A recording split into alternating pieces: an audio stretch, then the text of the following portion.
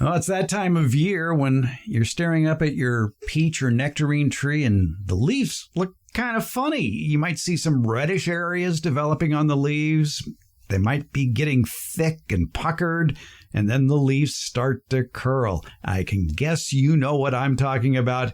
It's peach leaf curl. It's a fungal disease. And is it going to ruin your tree? Is it going to ruin that crop? That's today's topic. Debbie Flower is here, America's favorite retired college horticultural professor.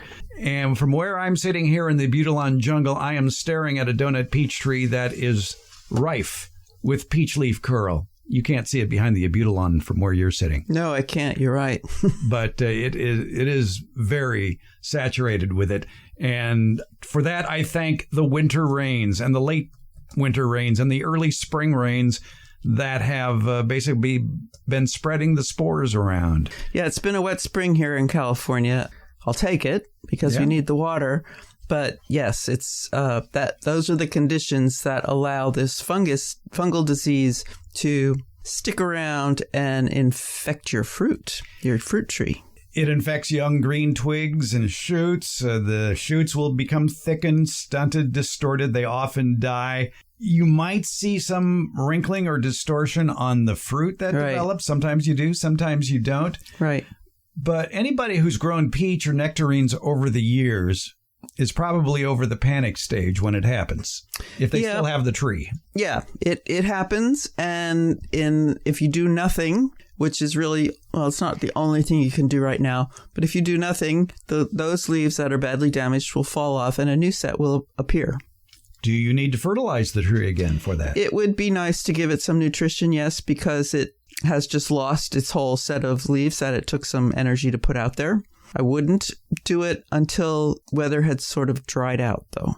Depending upon what part of the country you live in, you may not even see the symptoms until after the leaves emerge. You're not going to see much on the bud. You'd have to have pretty good eyes to be able to spot that. But when the leaves emerge on your peach or nectarine trees, then you might start seeing it. And what a lot of people want to do is clip those leaves off. And that's probably one of the worst things you could do because those leaves still have green portions that can photosynthesize. Yes, they do. And the plant needs that. The plant needs something to photosynthesize. However, what falls to the ground can be raked up and gotten rid of, not composted, but put in here it would be a green waste can. Perhaps a new layer of mulch put down once all of those infected leaves have fallen off so that any fungal spores that are below the tree in that mulch will not splash back up into the tree with irrigation water or rain. Yeah, that cleanup goes a long way to helping solve the problem as opposed to trying to clip everything. Right. But then again, you come back to a lot of people will say, okay, what can I spray to stop this from happening? Well, once you've got it, and you're not going to cure it that year. You're not going to get rid of it that year. If you want to take action and do something preventative, you need to do that in the fall and winter. Right. You need to do your preventative sprays. And there are fungicides labeled for use on peach leaf curl. You want to spray the plant twice, Thanksgiving and Valentine's Day. Valentine's Day for sure, or approximately Valentine's Day. And you do what's called spray to drip to run off. So the plant is dripping and you've gotten the trunk, you've gotten the underside of the branches, you've gotten the top sides of the branches, you've gotten all parts of the plant. The spores of this fungal disease are stuck on the plant, under the bark, in all kinds of different places, and you want the fungicide to get to them.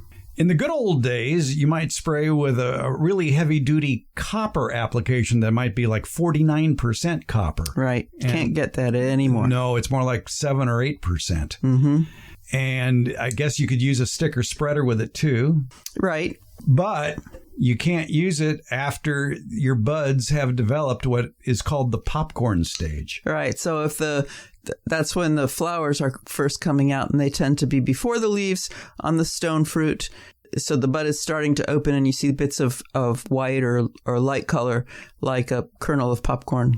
And it's so important to clean up, like you mentioned, but unless you have a really hot compost pile, I wouldn't save it or move it. No, I wouldn't take that chance. There are peach trees, cultivars, that are resistant to peach leaf curl. Resistance does not mean they will never get it.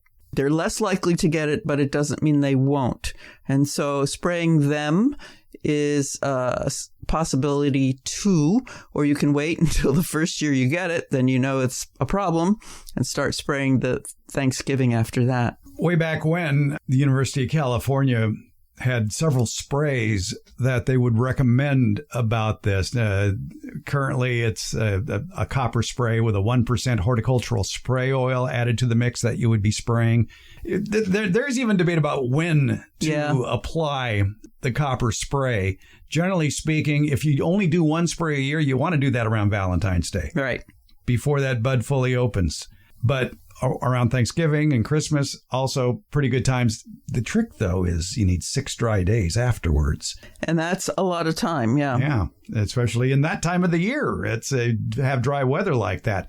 They used to recommend copper sprays. They used to recommend lime sulfur. They used to recommend Bordeaux mixtures. But lime sulfur and Bordeaux mixtures no longer available. And potentially caustic, too, especially the Bordeaux mixture. And discoloring. They can discolor certain surfaces. Right. There are a lot of warnings with that.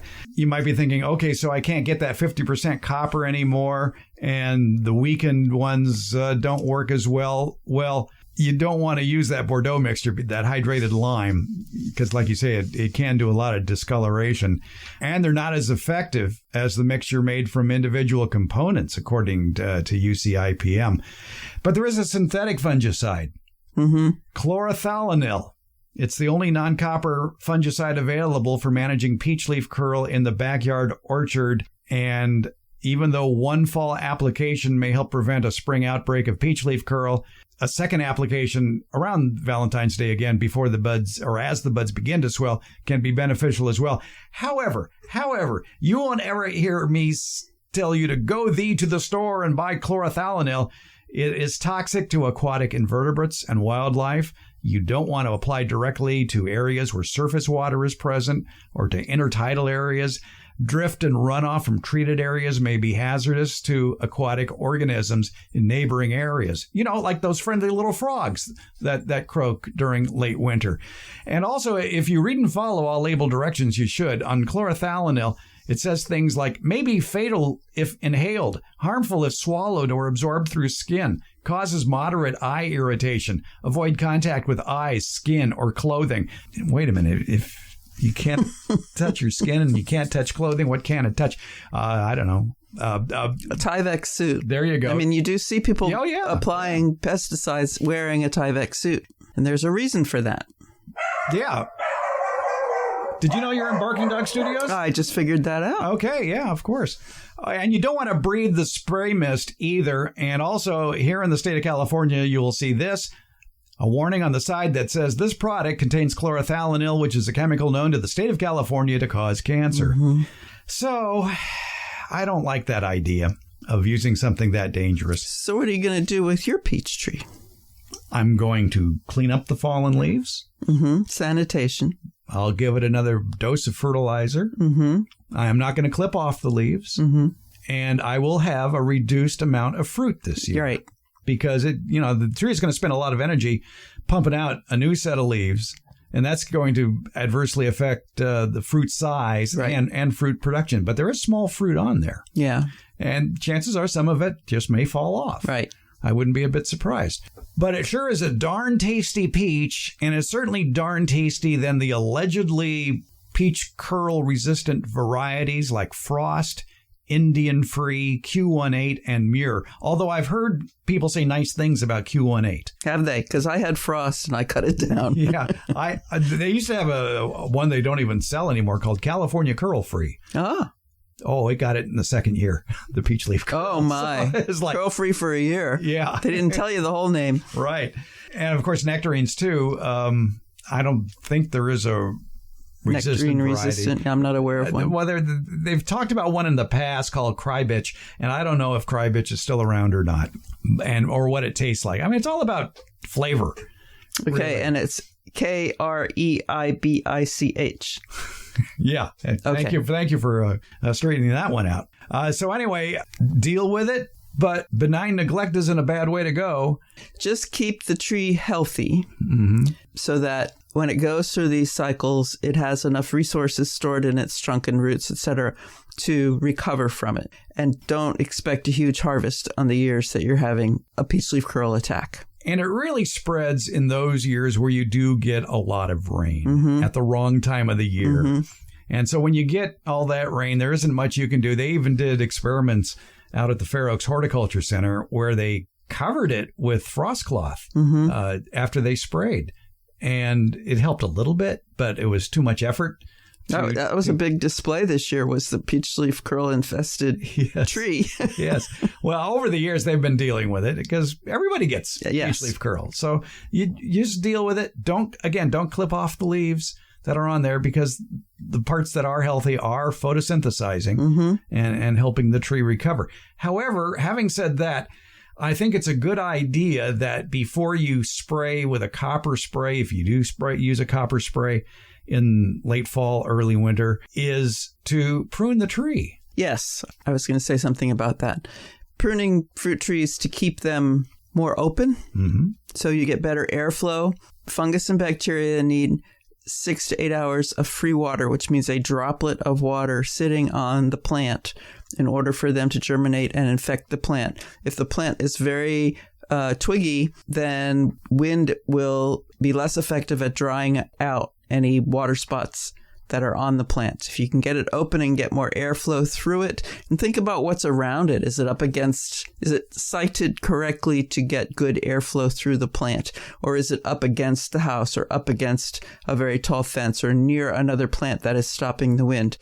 Obviously, that would be something to think about before you plant the tree, but if you can correct it once the plant's in the ground, that may help keep down the amount of peach leaf curl that you get. However, once you got it, you got it. Yeah. I mean, I guess you could maybe put up a temporary framework around the tree, and then when rain is predicted, especially as the buds open, drape the tree and protect it. That's a lot of work. That's a lot of work, exactly. And then take it off so it gets some sunshine. Yeah. It's like... That's a lot. You better have it pruned to be a very small tree. Well, that's why we always talk about backyard orchard culture on the show, of keeping your fruit trees at maybe 7 feet tall to keep everything in reach. And that includes, makes spraying a heck of a lot easier, too, if you do spray. Yes. Like I say, I am reluctant to heave-ho the tree just because it does have tasty peaches on it. Right. And at least for us, this is one of our wetter years. We've had 2 in a row now, which is pretty amazing. But we have springs where we get very, very little rain. And peach leaf curl is not a problem if there's not rain or overhead irrigation. Don't overhead irrigate. And the University of California is very reassuring. They keep saying, although symptoms of leaf curl are seen primarily in spring as new leaves develop, there's little you can do to control the disease at this time. And they also say don't remove those diseased leaves or prune the infected shoots because that has not been shown to improve control. Those leaves are going to fall off and be replaced by new healthy leaves unless it's raining. Yeah. Consider thinning fruit later in the season. Okay. Prune in fall prior to applying any fungicides can reduce spore numbers overwintering on the tree and reduce the amount of fungicide needed. And if leaf curl symptoms occur on your trees in spring, be sure to treat the following fall and winter to prevent more serious losses the following year. Right. And when you do that pruning, don't put your branches in your compost pile or chip them and leave them as mulch in your yard, because then you're retaining, or possibly, no research has shown that fungal diseases are retained in chipped wood, but I would want to get it off my property. We have debated out at the Fair Oaks Horticulture Center about if you have mulch beneath a peach or a nectarine tree that gets peach leaf curl, what do you do with all that mulch? And there are those who say, well, just move it to around a plant that isn't susceptible to peach leaf curl. Well, the research done at Washington State says that these fungal and bacterial pathogens don't live on mulch because the mulch is not the same as living on the plant. Yeah, that's true. And that's about as good as it gets in terms of an explanation. I don't know if I'd move the mulch. I think I'd just put another layer on top of it. Yeah, that would work. All I'm trying to do is prevent those spores, if they are there and viable, meaning have life, from splashing back up in the tree. So if I put a layer, it doesn't have to be thick. If I put a layer of something else over it where the water first hits, that's when it's most powerful. Then I'm preventing that from happening. Mulch, mulch, mulch. Where have I heard that before?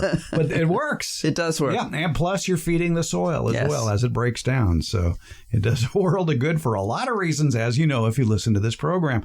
Peach leaf curl, we can't solve it for you, but we can maybe make it more tolerable for you. Don't give up. Yep. Enjoy those peaches. They might be fewer and smaller, but they'll still be tasty. Yes, they will. Thank you, Debbie. You're welcome, Fred.